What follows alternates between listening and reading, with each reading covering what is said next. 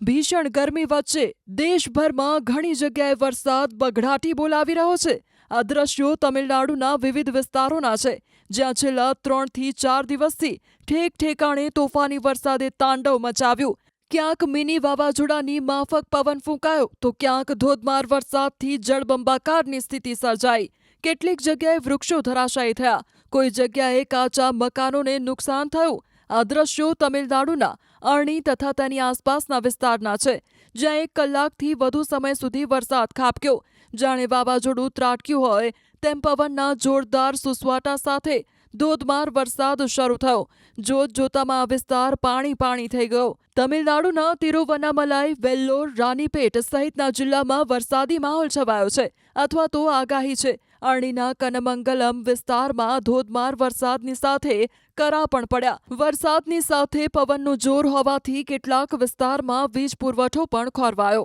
આ તરફ વેલ્લોરમાં પણ ધોધમાર વરસાદ વરસ્યો, જેના કારણે શહેરીજનોને ભીષણ ગરમીમાંથી રાહત મળી, જ્યારે ખેડૂતોના ચહેરા ખીલી ઉઠ્યા, કારણ કે અહીં હવે ખેડૂતો ચોમાસાની રાહ જોઈ રહ્યા છે।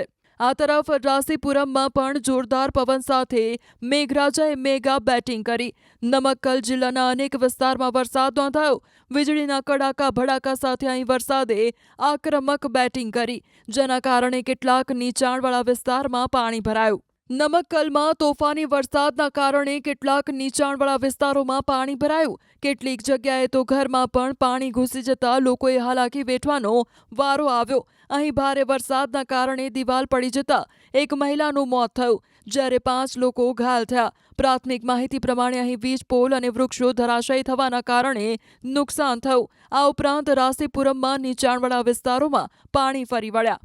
કરૂર જિલ્લામાં પણ રાતના સમયે એટલો ધોધમાર વરસાદ વરસ્યો કે વિસ્તાર પાણી થઈ ગયો। તોફાની પવન સાથે આવેલા વરસાદના કારણે કેટલાક વિસ્તારમાં વીજ પુરવઠો પણ પ્રભાવિત થયો। અહીં મોટી સંખ્યામાં વૃક્ષો ધરાશાયી થવાની ઘટનાઓ પણ બની। નીલાકોટ્ટઈમાં ભારે વરસાદના કારણે બસ સ્ટેશન આસપાસ તળાવ જેવી સ્થિતિ સર્જાઈ। અહીં પાણી ભરાવાના કારણે રાહદારીઓ અને વાહન ચાલકોએ હાલાકી વેઠવી પડી। ત્રિચી જિલ્લાના કટ્ટુપુથુરમાં પણ ભારે વરસાદ વરસ્યો। મિની વાવાઝોડાની જેમ ત્રાટકેલા પવને અહીં ઠેર ઠેર નુકસાની સર્જી। વીજ પોલ અને વૃક્ષો ધરાશાયી થવાથી લોકોએ મુશ્કેલી વેઠવી પડી। હવામાન વિભાગના અનુમાન પ્રમાણે હાલ દેશમાં અલગ-અલગ સિસ્ટમ સક્રિય છે। દેશના મોટાભાગના વિસ્તારમાં ગરમીનું એલર્ટ છે, જો કે દક્ષિણ ભારત અને પૂર્વોત્તર ભારતના કેટલાક વિસ્તારમાં વરસાદની પણ આગાહી છે। હાલ અરબ સાગર અને બંગાળની ખાડી બંનેમાં અપર એર સાયક્લોનિક સર્ક્યુલેશન સક્રિય છે।